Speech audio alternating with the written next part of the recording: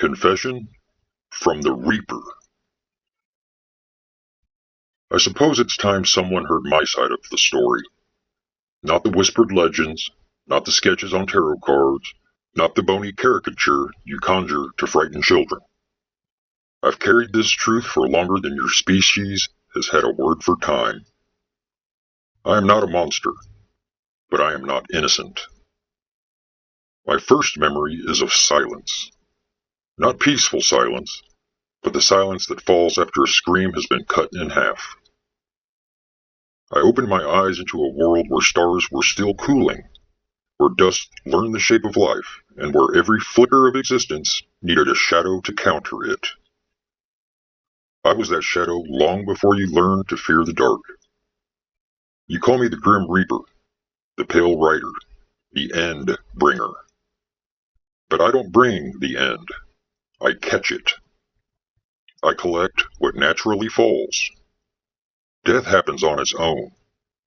I am merely the custodian sweeping behind creation's tired footsteps.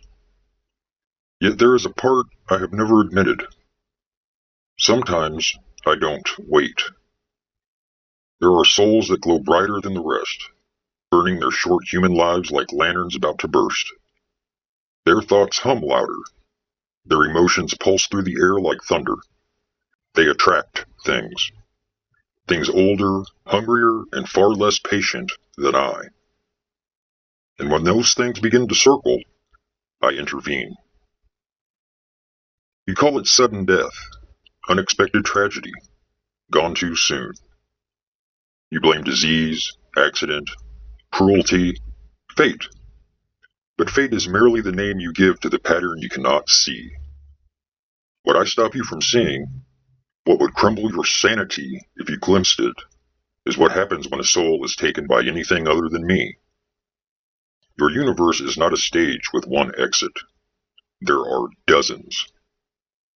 Most lead to realms even I do not enter without trembling. So yes, I take the innocent, the young, the undeserving, because the alternative is far worse. I do not wield my scythe with malice. It is a key, not a weapon. It cuts the tether between flesh and soul before something else can claim it. You always imagine me arriving for you at your final moment. But the truth is far simpler and far more disquieting. I arrive when you are in danger, long before you realize it. When you narrowly avoid a devastating crash. When the illness retreats at the last second. When you step out of a room just before the beam collapses. You think you are lucky. You thank a god or fate or your own instincts.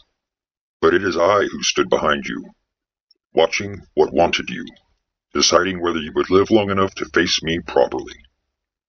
Your guardian angels? They do exist, but even they cannot fight what I can banish with a single swing.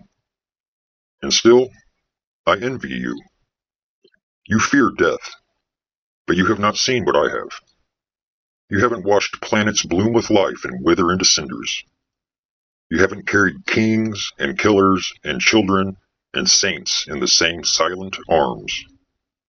You haven't heard the final thought of every dying creature, a sound I would describe only as truth stripped of its illusions. If you had, you would understand. The end is not darkness. The end is clarity. It is the moment you finally stop lying to yourself. I am not here to punish you. I'm the mercy that does not wear a friendly face. The inevitability that grants your life its meaning. And when your time comes, and it will, you will meet me without fear, because you will remember this confession, and you will say with your last warm breath, "Thank you for keeping the others away."